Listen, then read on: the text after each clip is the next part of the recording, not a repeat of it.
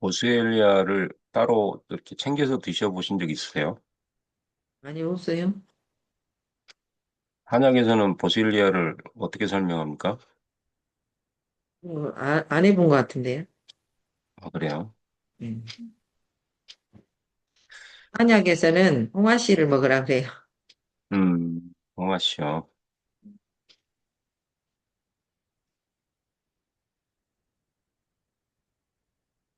처방할 때도 홍하씨를 처방하나요? 홍화씨하고 이제 또 뭐 좋은 거 오슬뿌리 뭐 이런 거.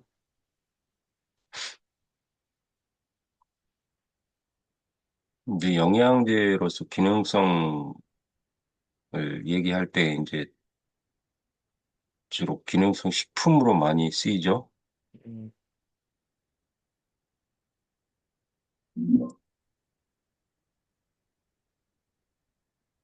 네, 오늘은 보스웰리아에 대해서 같이 좀 나눠볼까 합니다. 영양이라고 하는 것이 우리 인체의 각 기관 또 계통마다 서로 다른 기능적인 부분들이 있기 때문에 그런 부분들도 한번 살펴보고요. 네, 공유 좀 하고 가겠습니다.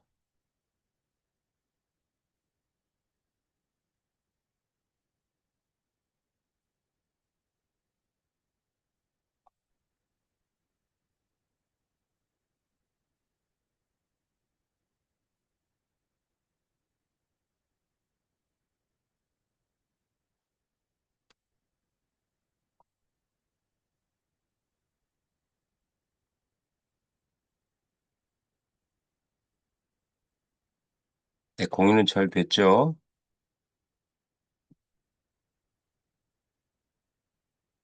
잘 됐습니다. 네, 반갑습니다. 김동훈 인사드리겠습니다. 네, 감사합니다. 네, 보스웰리아는 인도나 아프리카, 동부 고산지대의 크작은 관목인데요. 보스웰리아 세라타 나무라고 유황나무의 계통이라고 해요. 그래서 수액을 건조한 것인데요. 일반적으로 이제 우리나라도 수액을 많이 뽑죠. 이렇게 겨울 되면은 또 요즘 그 많이 챙겨서들 먹는 또 수액이 있죠. 어떤 거죠? 혹시 아세요? 그 나무에서 뽑은 거 그거 이름이 갑자기 생각이 안 나네.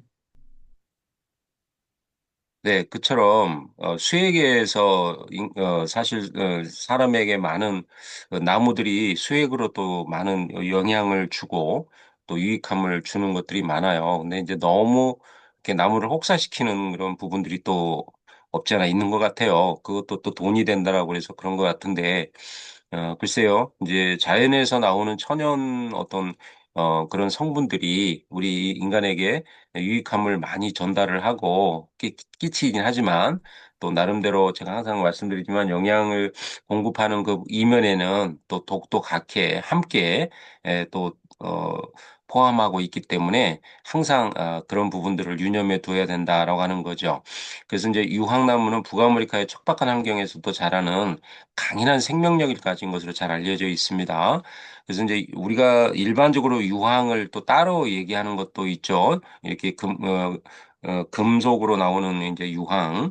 그렇지만 이제 여기서 얘기하는 유황은 나무에 이제 이게 유황나무, 유황 아마 그런 부분들의 성분이 많이 포함되어 있기 때문에 관절 건강에 좋다라고 아마 그 성분에 대한 부분에서 판명이 된 것 같아요. 그래서 유황나무는 한 그루당 2년에 한 번 500g 정도의 보스엘리아 원료를 소량 추출할 수 있어서 사막의 진주라고도 불린답니다. 그래서 보스엘리아는 이제 클레오파트라가 향수로 사용했고 성경에서 이제 아기 예수 탄생 시에 동방박사 삼인이 선물한 세 가지 이 중에 이제 들어가 있죠. 황금, 물약, 몰약, 그다음에 유황 이렇게 세 가지가 들어가 있는데 그 중에 하나가 이 향신료 중에 하나로 알려져 있죠. 그래서 보스웰리아는 국내 규정상 식품의 사용 시 50% 미만으로만 사용할 수 있도록 한 원료이고요. 어, 그만큼 이제 원료에 대한 부분에서 또 어, 규정을 하지 않으면 안 될 정도의 독한 향신 그런 기능을 가지고 있다라고 하는 것이겠죠. 그다음에 이제 차나 또는 음료수 음료류로 이렇게 제조되고 있고요. 향신료 등에 사용할 때는 100% 사용이 가능할 정도로 굉장히 천연의 부분으로 또 우리가 인정할 수 있겠다라는 생각을 하고 있네요. 자, 그처럼 보스엘리아는 이제 우리가 우리나라에서 이런 나무를 추출할 수 있는 것은 아니고 어, 조금 전에 말씀드렸듯이 북아메리카, 북아프리카, 이런 곳에서 척박한 환경에서 자라는 강인한 생명력을 가진 그런 성분 영양소이다라는 것을 우리가 알 수 있겠네요.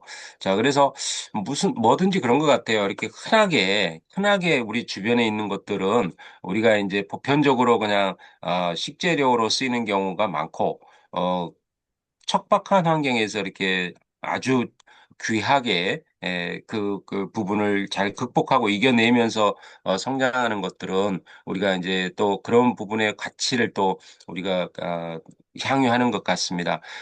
일반적으로 이제 아주 깊은 산골에서 자라는 산삼도 마찬가지죠. 누가 인위적으로 뭔가를 가하는 것이 아니라 자연에서 주어지는 그 환경, 그 상태, 그대로 받아들이면서 그걸 극복하고 자라나는 그런 생명력을 가진 것들이 우리 인간에게 아마 유익함을 많이 공유하는 것 같습니다. 이 보스웰리아도 똑같은 환경에서 이렇게 자란다라는 거꼭 말씀드렸고요. 네, 관절 영양제 보스웰리아의 효능에 대해서 한번 같이 알아볼 텐데요. 보스웰리아의 기능성 또는 보스웰리아의 부작용까지 같이 한번 알아보면서 우리는 이제 그런 부분들을 네, 좀 더 명확한 기준을 가지고 접하는 그런 부분이 필요하겠다라는 말씀을 드립니다. 자, 그럼 먼저 연골에 대해서 구조를 한번 알아볼까요? 연골은 연골 세포와 세포의 기질로 구성되어 있죠. 그래서 여기 이제 그림에서도 보시면 알겠습니다만, 관절 연골, 그 다음에 관절과 연골이 같이 있다라고 하는 것이죠. 그 다음에 뼈, 연골하, 또 연골하의 뼈, 그 다음에 이제 윤활액, 윤활막, 관절낭, 그다음에 관절을 담고 있는 주머니죠. 그다음에 이제 병든 관절 연골을 보면 이렇게 거의 다 이제 그 관절과 연골 사이에 균열이 생겼고 또 거기에 이물질들이 이렇게 들어가 있는 것들을 볼 수가 있겠죠. 그다음에 이제 정상적인 관절을 보면 굉장히 깨끗하고 심플하게 생겨 있죠. 자기의 역할을 충분히 감당할 수 있을 정도의 아주 정상적인 상태의 관절 연골을 우리가 볼 수 있겠네요. 그래서 세포의 기질은 주로 콜라겐, 특히 제2형과 프로테올리카형, 히알루론산은 많이 들어보셨죠? 히알루론산으로 이루어져 탄력과 강도를 제공하는 게 이제 연골인데요. 연골은 뼈 끝을 덮어 충격을 흡수하고 마찰을 줄일 수 있는 스펀지처럼 압력을 받으면 노폐물을 배출하고 영양분을 흡수하는 구조를 가져서 재생과 치유를 돕는 그런 이제 기능적인 부분들을 가지고 있는 것이죠. 여기 보시면 지금 뼈 끝에 연골 하뼈에 붙어 있는 거 있죠. 하얗게 붙어 있는 거. 그게 연골 이제 관절 연골인데요. 이런 부분들이 정상적으로 연골이 구성이 되어 있다라면 노폐물을 이제 이렇게 우리가 운동을 할 때도 마찬가지일 것이고 걸음을 걸을 때도 또 어떤 상황에서 충격을 줬을 때 압력을 주었을 때 노폐물을 배출해서 영양분을 흡수하는 구조를 가지고 있는 것이죠. 이런 부분들이 이제 우리가 알 수 있는 부분이고 연골세포 연골의 주요 구성 요소를 보면 연골 세포로 구성이 되어 있겠죠. 세포 외 기질을 생산하고 유지하는 핵심 세포로 연골 기능의 약 1%를 차지합니다. 세포의 기질, 연골의 대부분을 차지하며 다음과 같이 구성되어 있습니다. 콜라겐, 콜라겐이 주 이제 영양분을 말씀을 할 수 있겠고, 연골의 장력, 당기는 힘에 견디는 성질을 부여하는 게 콜라겐이죠. 그래서 이제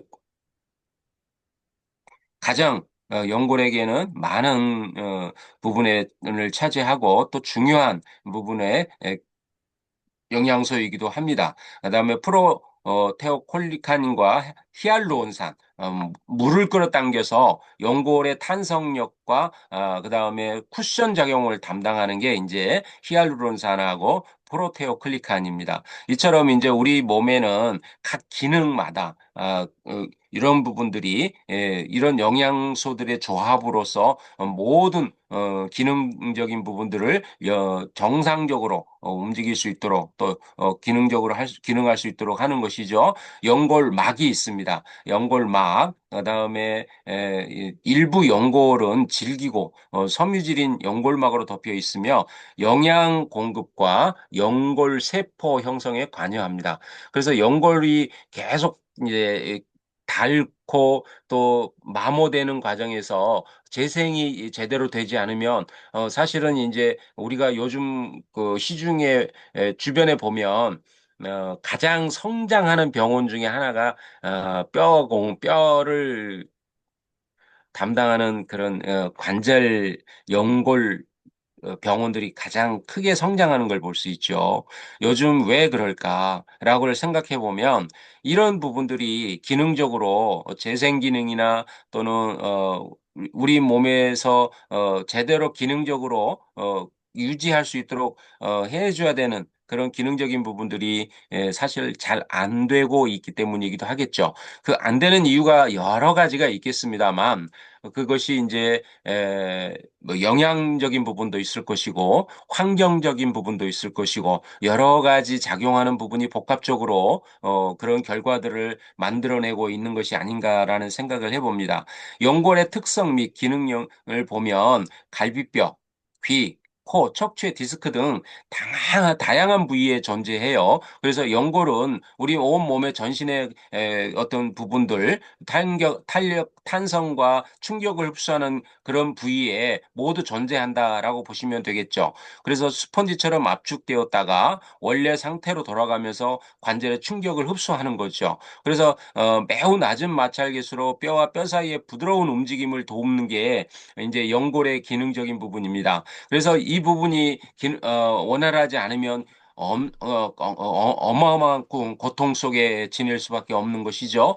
그래서 자가치유, 압력을 통해 내부의 노폐물을 내보내고 관절액으로부터 영양분을 흡수하는 순환 구조를 가지는 게 또한 연골이고요. 연골의 위치는 뼈 끝, 여기 그림에서도 보시면 뼈 끝에 이렇게 하얗게 테두리를 두르고 있는 부분이 보이시죠? 그래서 갈비뼈, 귀, 코, 척추의 디스크 등 다양한 부위에 이 연골은 존재합니다. 그래서 우리가 꼭 필요한 부분이고 또 우리가 일생을 살아가면서 이제 태어나면서부터 우리가 이 생을 마감할 때까지 이 연골은 계속 재생과 함께 우리의 몸을 우리가 이제 움직이고 또 이동하는 데 있어서의 그런 수축과 연동 가는 그런 부분들을 가지고 갈 수 있도록 하는 구조적인 부분에서 굉장히 중요한 부분이다라는 말씀을 드리는 것이죠. 그런데 우리가 뼈 건강을 참 소홀히 하는 분들도 많고 또 이런 식습관에서 그런 부분들에 대해서 너무 많이 놓치고 가는 부분들이 너무 많은 것 같아서 그런 부분들도 한번 같이 살펴보는 시간이 있을 것 같습니다. 한번 그럼 관절의 구조를 한번 같이 볼까요? 관절의 구조는 이제 건강한 관절이 있고요. 그다음에 옆에 보면 이제 루마티스 관절염이 있고, 그다음에 퇴행성 관절염의 그림이 있죠. 이처럼 비교를 해보니까 눈에 확 들어오죠. 그래서 우리가 이제 건강이 나빠졌을 때 왜 나는 요즘 그 유난히 그 인공관절 끼시는 분들이 많더라고요. 그래서 참 안타까운 분들이 많은데 뭐 어지간하면 그렇게 할까라고 하는데도 불구하고 과잉 진료에 대한 부분도 없지 않아 있는 것 같습니다. 그래서 그런 과잉 진료에 대한 부분들을 좀 우리가 좀 이런 일반적인 상식을 가지고 있다라면 좀 더 우리가 살펴볼 수 있지 않을까라는 생각을 하게 됩니다. 관절은 뼈와 뼈가 만나는 부위로 뼈, 연골, 인대, 힘줄, 근육, 활막 등으로 구성되어 있죠. 그림에서 보시면 이제 활액이 이렇게 들어가 있는 부분들이 보이고요. 그래서 연골이 뼈의 마찰을 줄이고 인대가 얀전성을 주며 그다음에 근육과 힘줄이 움직임을 만들고 활막이 윤활렉을 분비해 부드러운 움직임을 가능하게 하는 그런 기능적인 부분이 있는 것이죠. 주요 구조로는 뼈 표면을 덮는 연골, 아까 조금 전에 설명드렸죠. 그다음에 뼈를 연결하는 인대, 움직임을 돕는 근육, 힘줄 이런 부분으로 구성이 되어 있고 윤활액을 분비하는 활막과 활액낭으로 구성되어 있습니다. 그리고 이제 관절을 감싸는 관절 주머니가 있겠죠. 그래서 관절 주머니가 제 기능을 못 해줄 때는 이제 굉장히 심각한 상황으로 우리가 이제 고통을 느낄 수밖에 없는 것이죠. 그래서 구성 요소를 보면 뼈, 그다음에 연골 이렇게 구성이 되어 있고요. 그다음에 인대 이렇게 그다음에 근육 이런 부분으로 구성이 되어 있죠. 그래서 뼈는 관절을 이루는 기본 구조물이죠. 무릎의 대퇴골, 경골, 슬개골이라고 하는 명칭을 가지고 있고요. 연골은 뼈 끝을 덮어 충격을 흡수하고 부드럽게 움직이게 하는 그런 이제 기능적인 부분을 살펴봤습니다. 그래서 반월상 연골판, 무릎에 이제 주로 우리가 알 수 있는 부분이고 인대는 뼈와 뼈를 연결해서 그다음에 관절을 안정시키고 그다음에 과도한 움직임을 막을 수 있죠. 그게 이제 십자인대, 축부인대 이렇게 말을 하는 거죠. 근데 가장 우리가 이제 가장 부상이 많은 곳이 이제 십자인대이기도 하고 축부인대이기도 합니다. 그다음에 이제 힘줄, 근육과 뼈를 연결해서 근육의 힘으로 움직임을 전달해주는 힘줄 근육이라고 하는 부분. 그래서 근육은 우리가 굉장히 중요한데요. 40대 이후에 1년에 1%씩 줄어가는 게 이제 우리의 근육인데 사실은 유지만 해도 굉장히 중요한 역할을 하는 것이죠. 그래서 근육이 모든 우리 신체 기반에 아주 기둥 역할을 하는 거기 때문에 근육이라고 하는 부분이 얼마나 중요한지 모릅니다. 그다음 뼈에 그러면 구성은 뭘로 가장 많이 되어 있을까? 단백질과 근육이죠. 이런 부분들을 우리가 잘 유지해 나가야지만 근육 노년에 또는 우리가 중년 이후에 건강한 일생을 보낼 수 있는 것이죠. 그래서 근육이라고 하는 부분은 아무리 강조해도 부족함이 없는 것처럼 관절 주변에서 힘을 제공하는 역할을 하기 때문에 또 그리고 움직임을 생성해내는 역할을 하기 때문에 근육은 너무너무 중요합니다. 그래서 노년이 될수록 근육을 유지하고 또 우리가 근육을 생성하는 데 있어서 굉장히 중요한 그런 기능적인 부분들을 유지할 수 있도록 해줘야 된다라고 하는 거. 그다음에 활막, 그다음에 활막이 윤활렉을 만들어 관절낭 채워 윤활 작용을 할 수 있도록 하는 것인데요. 이 두 기능도 똑같이 씁니다. 우리가 이제 뼈와 뼈가 움직이면서 거기에서 이제 가루가 계속 나오겠죠. 그럼 재생이 되지만 우리가 움직이면서 이게 이제 그 뼈가루가 나오는데 그 뼈가루를 물로 씻어내는 역할이 또 이 활액과 부분이 활막에서 나오는 활액이거든요. 근데 그 활액이 너무 과도하게 자주 나오는 것이 이제 무릎에 물이 찼다라고 하는 진단을 받는 거거든요. 그러니까 정상적인 모든 것이 다 균형을 이루고 정상적으로 이루어져야 됩니다. 그것처럼 적당히 뭐 우리가 운동을 하든지 어떤 상황에서 이렇게 마모 때문에 가루가 나왔을 때 그 물을 활액이 나와서 그 뼈가루를 분쇄 나온 그 뼈가루를 씻어내는 역할 그것이 이제 우리가 그 굉장히 정상적으로 아주 균형을 맞춰서 이루어질 때 건강한 관절 건강을 가지고 갈 수 있는 것이죠. 그래서 관절 주머니, 관절 전체를 감싸는 주머니로 안쪽에 섬유막과 안쪽에 활막으로 구성되어 있는 것이죠. 여기 보시면 이제 우리가 그림에서도 볼 수 있지만 쭉 이렇게 연골을 싸고 있는 부분이 있죠. 그 중간에 활액이 있고 활맥이 있고 그 중간에 이제 또 활액이 나오는 그런 부분들이 또 있는 것이죠. 우리가 이제 관절 주머니를 보면 관절 전체를 싸고 있는 것을 우리가 알 수 있겠죠. 그다음에 활액 낭이라고 하는 부분이 있습니다. 심줄이나 피부 아래에서 마찰을 줄여주는 작은 주머니가 있는데요. 이제 그런 부분들이 우리 안에서 그 관절 안에서 기능적인 부분으로 마찰을 줄여줄 수 있는 그런 부분인 것이죠. 활액낭이 모두 이제 마모되고 나면 그런 부분들이 굉장히 고통 속에서 통증을 느낄 수밖에 없는 부분으로 이제 나타나는 것이죠. 그다음에 이제 관절의 기능을 보면 근육과 힘줄의 작용으로 뼈가 움직일 수 있도록 해주는 것이고 안정성, 인대가 뼈를 잡아주고 근육이 지지해서 안정성을 유지하는 그런 부분에 대한 기전이 있는 것이고요. 완충작용. 우리가 이렇게 걸음을 걸을 때도 이렇게 충격이 가잖아요. 가벼운 충격이든 또 좀 과한 충격이든 그때그때 그 순간순간 부분을 완충시켜주는 역할을 연골과 반월상 연골판이 충격을 흡수해줌으로 인해서 가능한 부분이고요. 그다음에 활막에서 나오는 윤활액이 마찰을 줄여주고 부드러운 움직임을 지원해주는 겁니다. 몸에서 이제 보통 그 관절에서 뻐걱뻐걱 하는 소리가 나잖아요. 이렇게 뭔가 소음을 느끼는 그런 부분들이 생기죠. 그런 게 이제 윤활 작용을 제대로 할 수 없기 때문에 그런 것이죠. 그래서 이러한 구조들이 복합적으로 작용해서 다양한 관절, 어깨, 무릎, 손가락 이런 이제 제 기능을 수행하게 하는 것이죠. 이렇게 제 기능을 수행할 때가 행복하고 즐거운 시간인 것이죠. 그렇지 못할 때는 굉장히 어려운 것이고요. 우리가 이제 일상생활 속에서 이렇게 섭취하는 식생활 또 우리가 또 어떤 스트레스 여러 가지 주변에서 주어지는 환경적인 요인들, 이런 부분들이 이제 우리가 건강하게 살아갈 수 있는 부분들을 제공할 것인가 말 것인가에 대한 부분도 작용한다라는 것도 우리가 알 수 있겠네요. 자, 그러면 관절염과 염증, 상호작용은 어떻게 일어나는 것일까?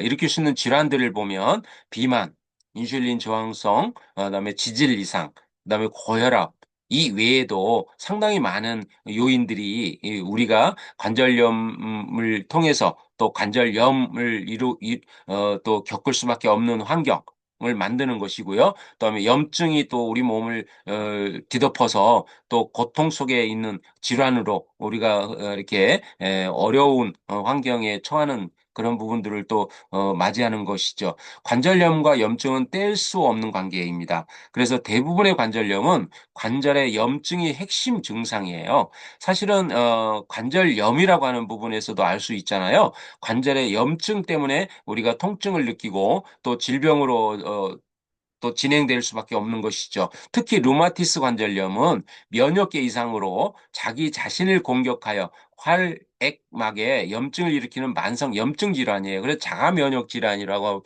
볼 수 있겠죠. 그래서 골관절염도 퇴행성 변화와 함께 염증 반응이 동반되고요. 세균 감염으로도 또 관절염, 간염성 관절염이 생길 수도 있어요. 그래서 염증이 지속되면 연골과 뼈를 손상시켜서 변형을 초래하죠. 그래서 손가락이 이렇게 붓거나 아니면 휘거나 여러 가지 이제 그런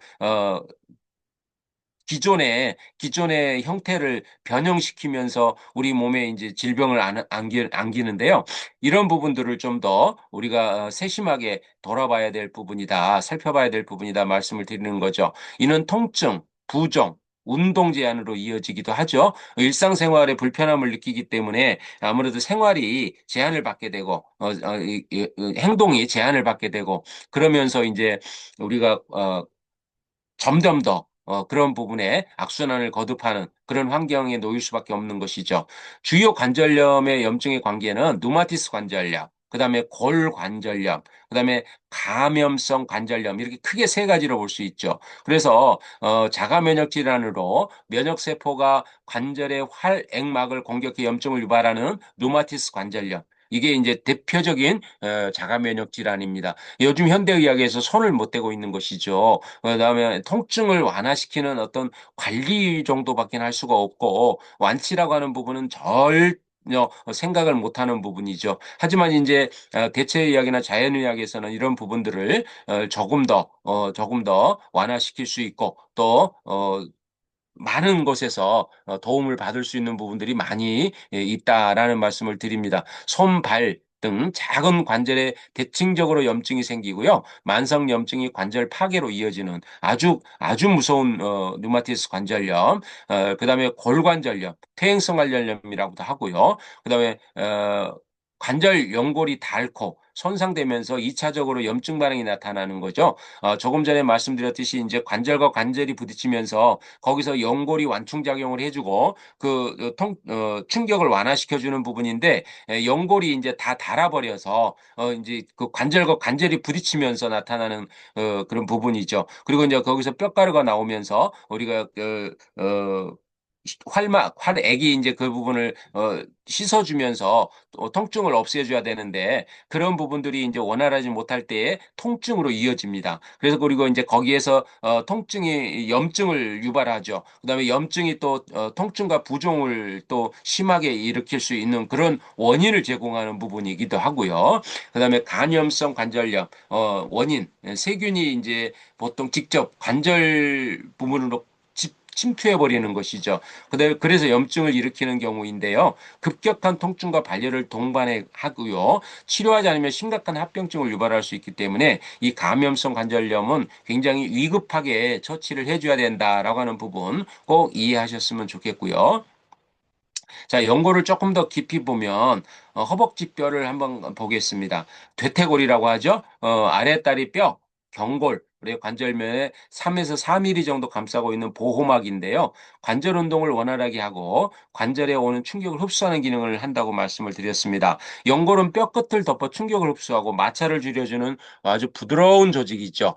물렁뼈라고도 하죠. 우리가 일반적으로 이제 우리가 많이 표현하는 부분이 이제 물렁뼈다라는 부분으로 부르죠. 그다음에 관절의 움직임을 부드럽게 하는 거, 그다음에 수분, 콜라겐, 글루코사민 등으로 구성되어 있고요. 혈관이 없어 한번 손상되면 자연 치유가 어렵고 주로 퇴행성 변화나 외상으로 손상되죠. 손상 시에는 통증이 늦게 나타나 방치하기 쉬우므로 조기 진단과 골수 자극 재생술, 연골 이식술 등 인위적인 재생 치료가 필요하다라는 부분을 말씀을 드립니다. 연골의 주요 기능은 조금 전에 말씀드렸듯이 충격 흡수, 마찰 감소 등 이런 부분들에 대해서 굉장히 중요한 역할을 합니다. 그다음에 이제 마찰 감소는 뼈와 뼈가 부딪히지 않도록 기름칠과 같은 기능을 제공하는데요. 어른보다 마찰 기수가 낮다라고 하네요. 그래서 운동을 원활하게 하는 데 있어서 연골이 건강하다는 것은 굉장히 큰 축복이다라는 부분 잘 관리를 해서 그 부분이 원활할 수 있도록 우리가 일상생활에서 연골 관리 굉장히 중요하다라고 하는 거. 연골의 특징은 대부분 수분, 콜라겐, 당단백질, 글루코사민이죠. 당 단백질로 이루어져 있고요. 혈관이 없어서 스스로 재생할 수 없다라고 말씀을 드렸습니다. 귀, 코, 척추, 디스크 등에도 존재하며 관절에는 초자 연골이 주로 분포되어 있습니다. 그래서 연골이 손상되면 우리가 이제 굉장히 고통스러운 그런 시간들을 보내야 되기 때문에 연골은 재생이 안 된다고 해요. 하지만 이제 우리가 대체의학으로는 또 재생도 할 수 있는 그런 또 길이 또 있긴 합니다. 그런 부분들도 또 같이 잘 이해하셨으면 좋겠고요. 자, 그런데 이제 우리가 이제 그 관절 연골 건강에서 보면 보통 이제 남녀의 비율로 보면 여성들이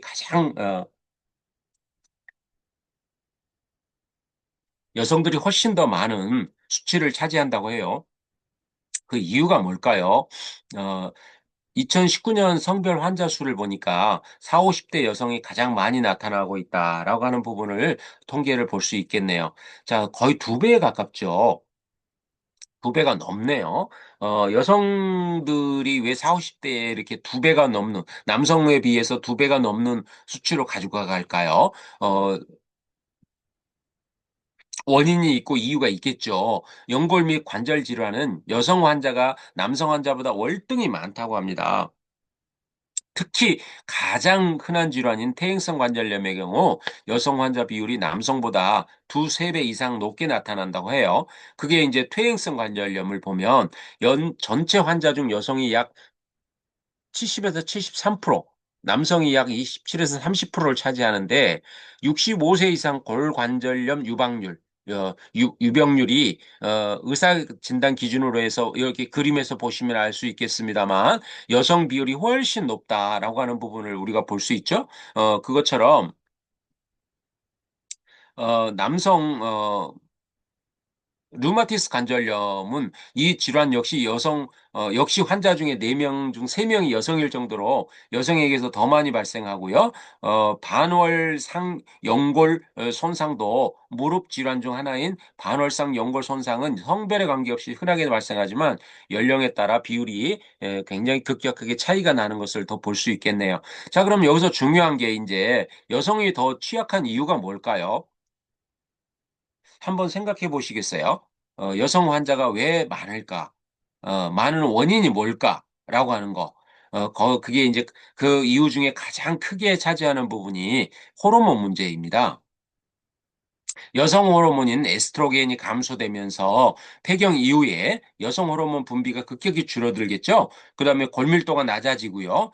연골이 약해지기 쉽겠죠. 이런 환경이 이제 딱 주어지면 이런 이제 부분에서 우리가 이제 관절 건강에 굉장히 치명적인 그런 상황이 놓여지는 것이죠. 그리고 이제 관절 손상에 큰 영향을 미치겠죠.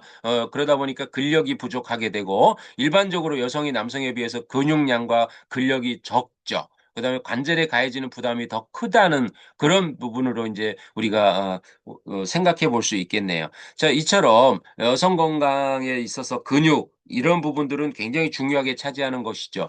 그래서 중년이 될수록 근육에 대한 부분, 단백질 보충에 대한 부분이 굉장히 중요하다라고 하는 것이죠. 우리가 운동을 통해서 근육을 만드는 것은 한계가 있죠. 얼마만큼 움직여야지만 근육이 생성될까요? 그리고 그 근육의 생성된 부분을 유지할 수 있을까요?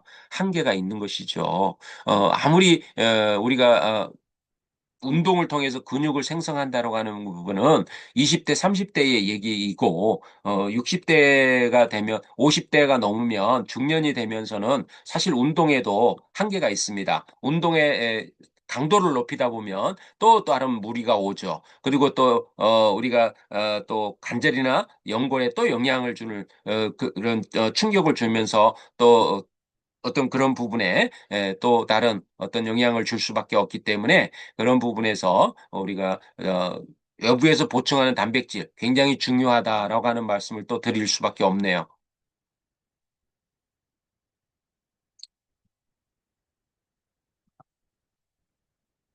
네, 신체 구조적으로 차이가 또 있기 때문에 그렇죠. 일반적으로 여성이 남성에 비해서 근육량과 근력이 적고 관절에 가해지는 부담이 더 크기 때문에 그렇습니다. 또 출산과 함께, 또 임신과 출산을 거치면서, 사실 임신을 하면 중량이 얼마나 또 이렇게 많이 늘어납니까? 보통 뭐 한 10에서 20kg 정도 늘어나잖아요. 그래서 그 하중이 또 굉장히 많은 우리 이 부분을 또 영향을 주기 때문에 여성들이 중년으로 넘어오면서 20대, 30대에 출산기를 거치면서 임상기를 거치면서 이제 그런 부분들이 어, 또 누적되어 있기도 하고요. 충분히 그 부분을 원활하게 회복할 수 있도록 시간을 갖는 것도 굉장히 중요하다라고 하는 말씀을 드리는 것이죠. 그래서 신체 구조적으로 차이가 있기 때문에 또 그렇습니다. 여성은 남성보다 골반이 넓고 보행 간격이 좁아서 무릎 관절에 미치는 역학적 영향이 다를 수가 있어요. 그래서 정종걸음이라고 하죠. 보통 이제 여성분들은 보폭이 좁기 때문에 정종걸음을 많이 걷다 보니까 관절이 또 그만큼 많이 움직일 수밖에 없는 것이고 남성들은 또 터벅터벅 걸어서 이제 보폭을 조금 더 넓게 걷기 때문에 관절을 쓰는 횟수가 좀 더 줄겠죠. 이제 이런 영향들도 있다라고 하는 것이죠. 그래서 남성의 비율로 따졌을 때 관절 건강에 여성이 취약한 환경이 많이 있다. 그래서 결과적으로도 여성분들이 이렇게 환자 수가 많은 결과를 나타낼 수밖에 없는 것이다. 라는 것을 염두에 둔다라면 우리가 이제 평소에 관절 건강을 조금 더 유념해 두고 어떤 생활 일상생활 속에서 우리가 생활을 하면서 좀 더 개념을 갖는 것도 굉장히 중요하겠네요. 그래서 연골의 부피나 두께도 남성보다 낮다라고 합니다. 그래서 이런 부분들을 꼭 유념해 두셨으면 좋겠다. 그래서 남성에 비해서 근육량 상대적으로 적고 관절 및 연골에 더 큰 부담을 줄 수 있는 환경이 되어 있기 때문에 그렇습니다. 그래서 이런 부분들도 좀 더 유념해 두시는 시간을 가졌으면 좋겠습니다. 고령화, 비만, 외상 등으로 인해서 점진적으로 손상되어 가고 있고요. 관절염은 관절에 염증이 생겨 통증, 붓기, 강직 등의 증상이 나타나는 질환을 통칭하는 걸 관절염이라고 합니다. 그래서 우리 몸의 뼈와 뼈가 만나는 부위인 관절에는 연골, 활막 등이 있다라고 말씀을 드렸고 그 부분이 움직임을 부드럽게 하고 충격을 흡수하는 데 다양한 원인으로 이 부위에 이제 염증이나 손상이 발생하면 굉장히 심각한 통증으로 이어질 수밖에 없는 것이다라는 말씀을 드립니다. 그래서 우리가 이제 관절 안에 결핵균 등 여러 가지 세균이 침투함으로써 아까 조금 전에 말씀드렸죠. 세균성 관절염이라는 그 부분도 말씀을 드렸고 관절에 염증이 생기게 되는데 의학적으로는 이것을 관절염이라고 부르는 것이죠. 관절염의 원인에 따라 이제 크게 두 가지 유형으로 우리가 말씀을 드릴 수 있는데요. 퇴행성 관절염, 골관절염이라고도 하죠. 그다음에 루마티스 관절염, 면역 체계가 이제 자신의 관절 조직을 공격해서 생기는 자가 면역 질환이다라는 말씀을 드렸고요.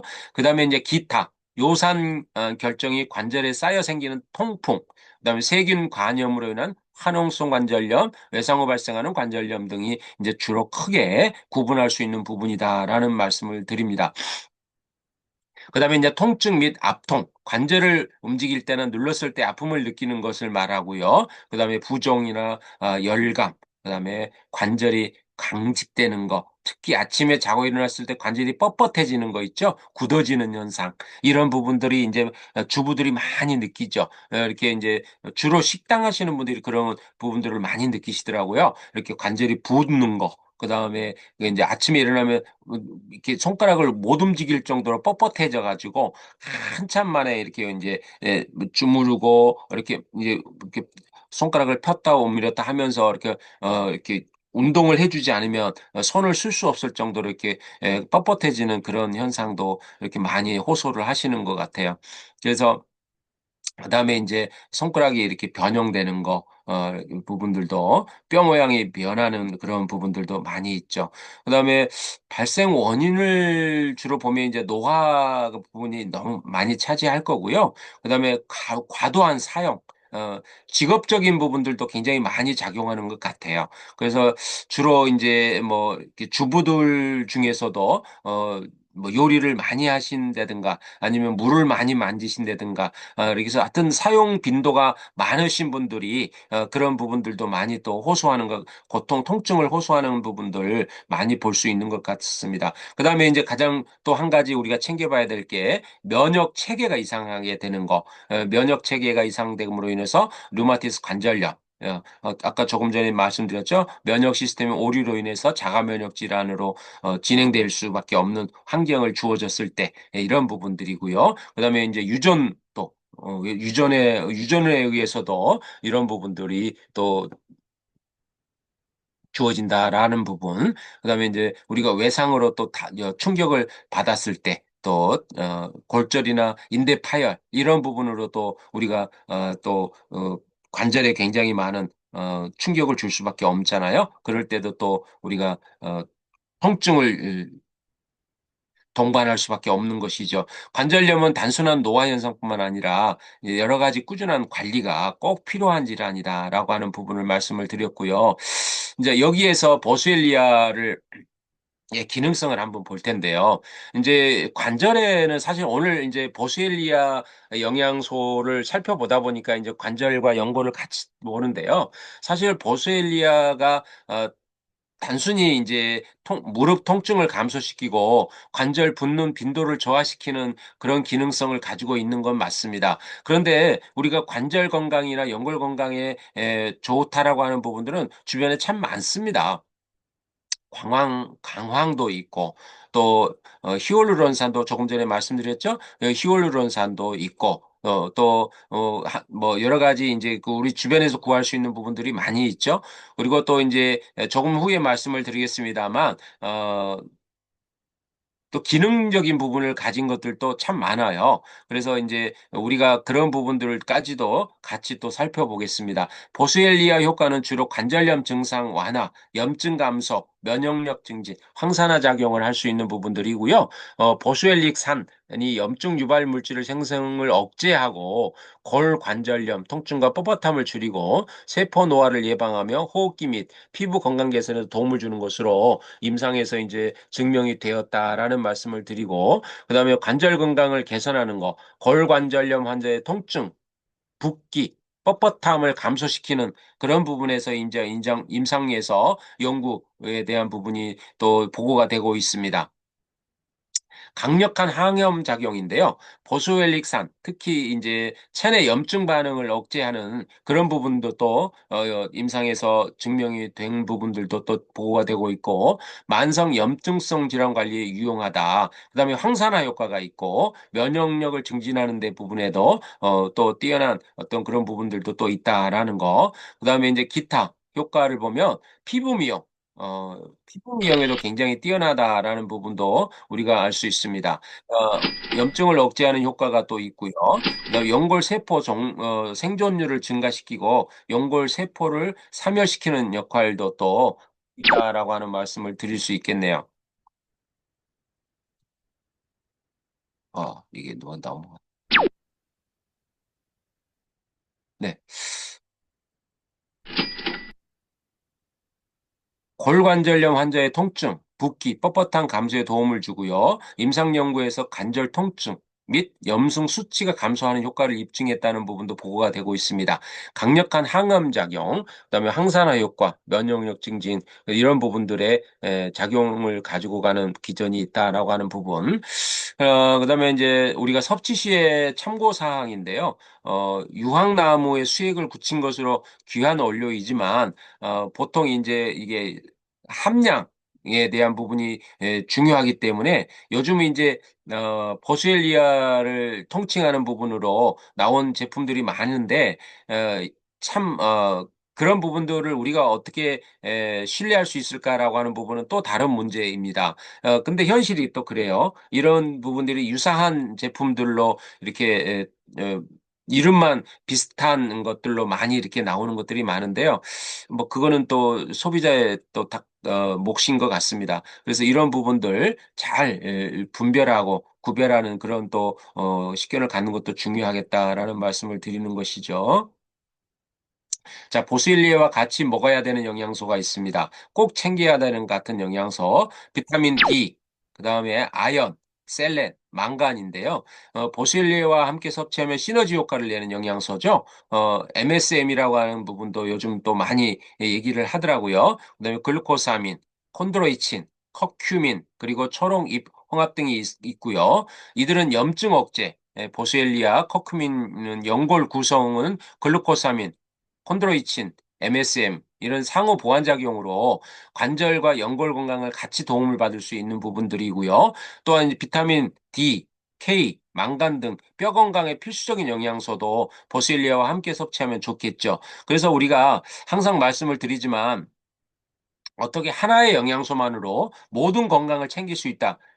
이건 거짓말이나 똑같습니다.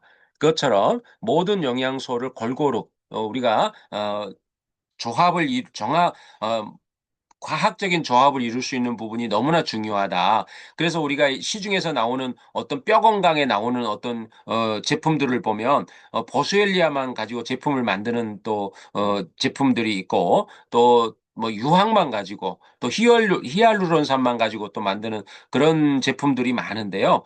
이것처럼 아주 영양소를 복합적으로 적용하지 않으면 사실은 한계가 있는 것이죠. 그런 부분들을 우리가 염두에 둔다라면 지금 제가 말씀드리는 이런 함께 섭취하면 좋은 영양소를 꼭 기억하시고 함께 이렇게 조합을 이룬 그런 영양소들로 만들어진 과학적인 제품들을 선택하는 것도 굉장히 중요하겠죠. 그래야지만 또 가성비가 또 뛰어나겠고 또 우리가 도움을 받을 수 있는 부분도 분명하게 받을 수 있을 것이다라는 말씀을 드리는 것입니다. 연골 및 인대 조직, 콜라겐 형성에 필요하고요. 보스웰리아와는 다른 기전으로 작용해 효과적인 부분이 또 다릅니다. 글루코사민, 콘드로이친, 연골의 필수 구성 성분이고요. 보스웰리아의 염증 완화와 함께 섭취 시너지를 낼 수 있는 부분이기도 합니다. 커큐민, 강황이죠. 강력한 항염 효과가 있어서 보스웰리아와 함께 섭취 시 염증 억제 효과를 높일 수 있는 것이고요. 그다음에 초록잎 홍합 추출물은 관절의 염증 물질을 생성하고 보스웰리아와 함께 복합 제품으로 많이 활용되죠. 비타민 D, K, 망간, 탄탄한 뼈 건강을 위해서 보스웰리아와 함께 섭취하면 좋습니다. 가자 열매 추출물도 마찬가지고요. 그렇지만 또 섭취 시에 참고할 수 있는 부분들이 있어야 되겠죠. 보스웰리아와 초록 잎 홍합 추출물 등은 소염 진통제와 상호작용 기능성이 있고요.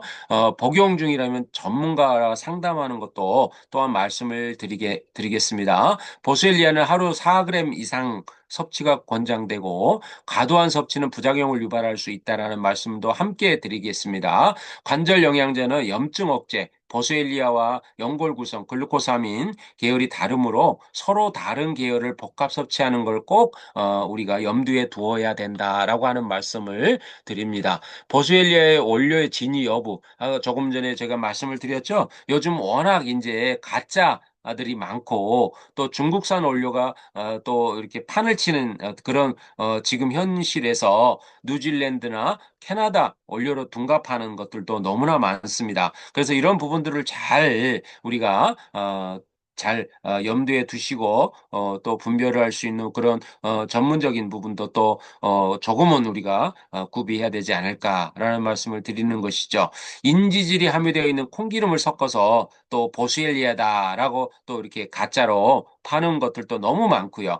또 이렇게 가끔 뉴스에 보면 보스웰리아 7개 제품 가짜로 확인됐습니다. 돼서 판매를 중단했다라고 하는 어떤 그런 기사들도 우리가 많이 볼 수 있습니다. 그것처럼 현실은 참 녹록지 않아요. 진짜를 판별해서 우리가 같이 어, 분별해낸다는 것이 그렇게 쉽지만은 않다. 그리고 유통기간을 늘리고, 그다음에 독극물인 액톡시킨을 넣고 장어를 임신하면 크지를 않아요. 그다음 피임약을 먹이는 그런 부분들까지도 또 이렇게 우리가 뉴스에서 또 매스컴에서 많이 볼 수 있는 부분들이죠.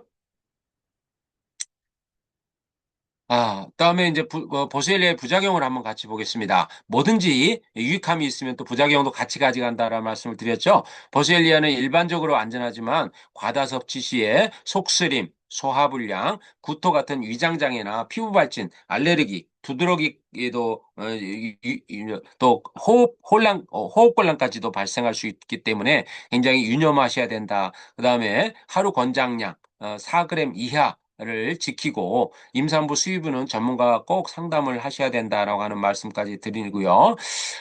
이제 일반적으로 보스엘리아를 그냥 일반 자연 원료로 그냥 섭취하실 때 문제가 되는 것이고 과학적으로 배합을 제조를 하신 부분은 또 다른 부분이다. 왜 거기에 맞게끔 부분에 정확한 정량으로 우리가 꼭 필요한 부분에서 섭취할 수 있는 부분권으로 제조를 했기 때문에 그 부분은 별개로 하더라도 아주 정확한 가성비를 가지고 할 수 있고 정확한 과학적으로 배합을 이룬 그런 제품들을 선택하는 게 너무 중요하겠다라는 말씀을 드리는 것입니다. 섭취 시에는 이제 권장량을 준수해야 되고 특이 체질, 알레르기 반응이 있는 사람은 또 이런 부분에서 또 좀 더 유념을 하셔야 될 것이고요. 임산부 및 수유부 말씀드렸고 장기 복용하는 것은 하나의 영양소를 장기 복용하는 것은 우리가 좀더 좀 더 그 부분에 대해서는 유념을 하셔야 된다라고 하는 말씀을 꼭 드립니다. 그다음에 이제 임신 중 말씀을 드렸습니다.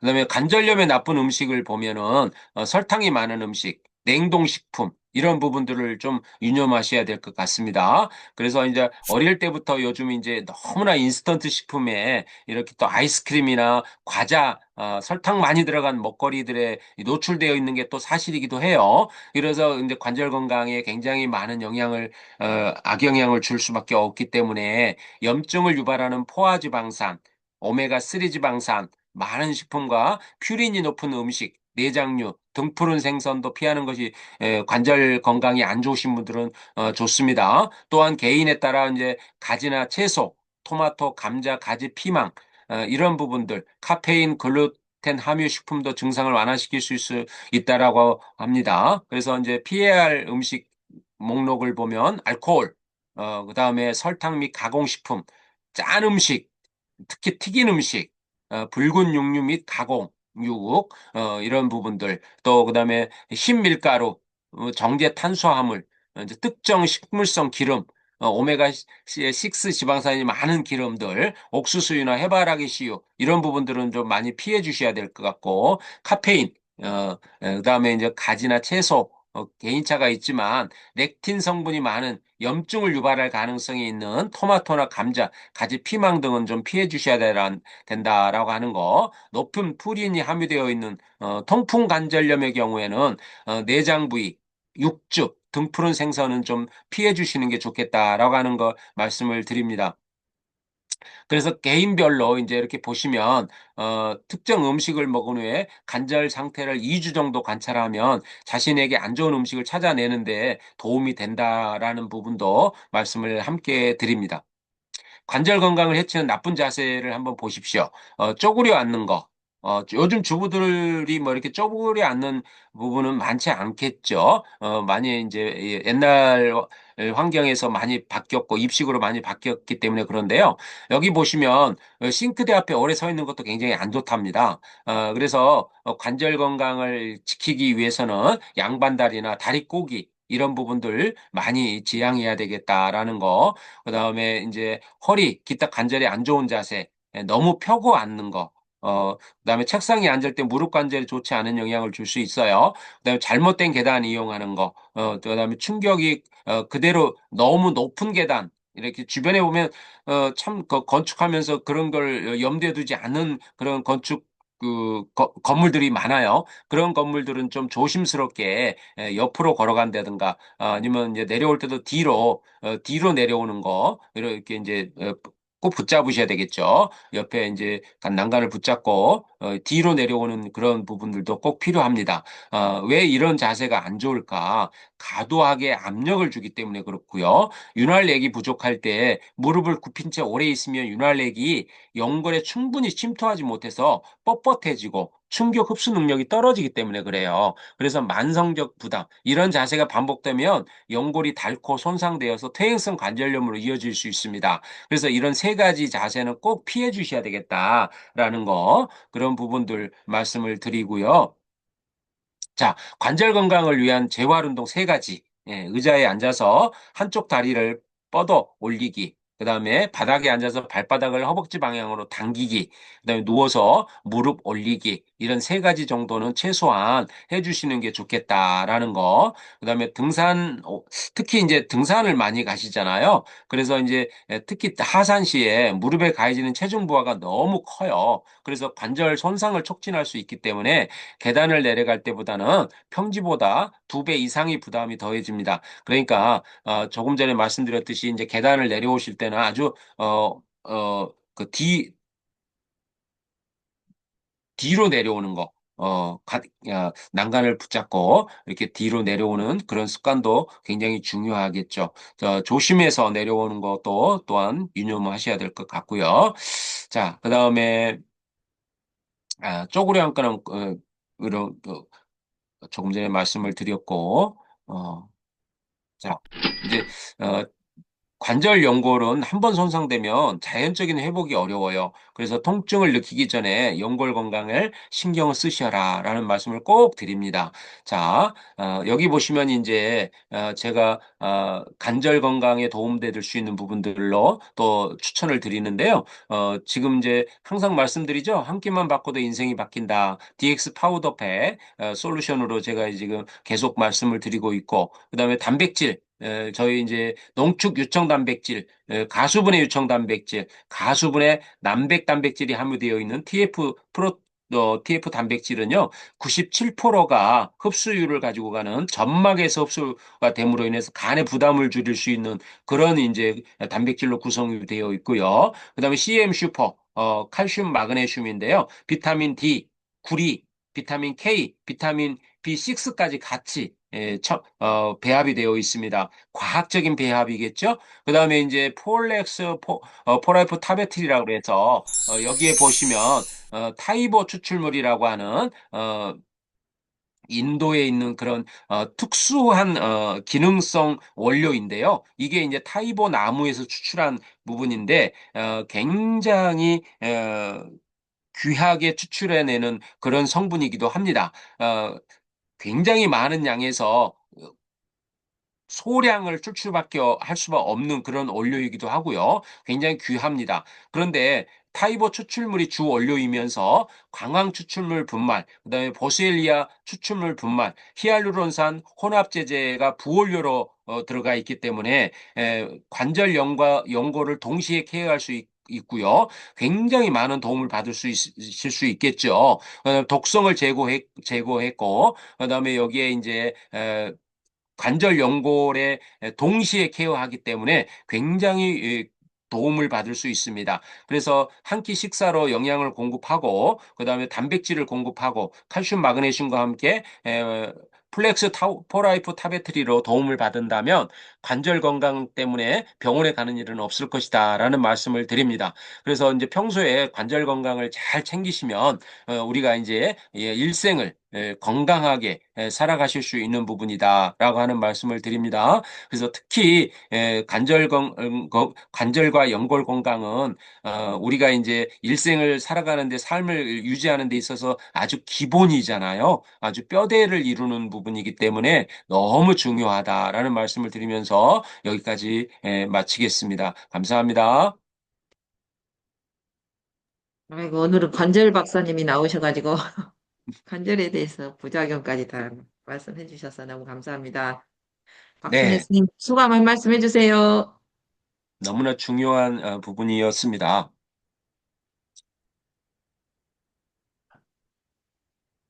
김현주 스님 소감 한 말씀 해주세요.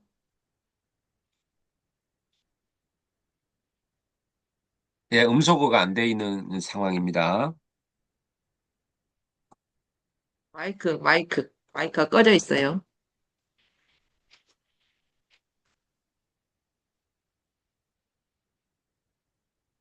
이제 음색이 강의 듣고 어때요?